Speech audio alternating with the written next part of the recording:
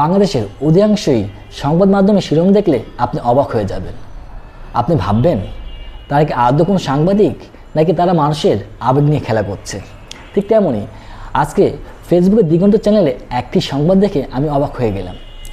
তাদের শিরোনাম ছিল সরকারি কর্মকর্তা কর্মচারীদের বেতন বাড়ছে। এটা থেকে অধিকাংশই সরকারি কর্মকর্তা কর্মচারীরা তার কমেন্ট বক্সে দেওয়া লিঙ্কে ক্লিক করবে। তার ব্যর্থ ঘটেনি আমারও, আমিও তাদের কমেন্ট বক্সে দেওয়া লিঙ্কে ক্লিক করলাম। ক্লিক করে দেখে আমি তো অবাক। এটা কোনো বাংলাদেশের ঘটনা নয়, এটি চীনের ঘটনা। চীনের সরকারি কর্মকর্তা কর্মচারীদের বেতন বাড়ছে, আর আমি ভেবেছিলাম বাংলাদেশের সরকারি কর্মকর্তা কর্মচারীদের বেতন বাড়ছে।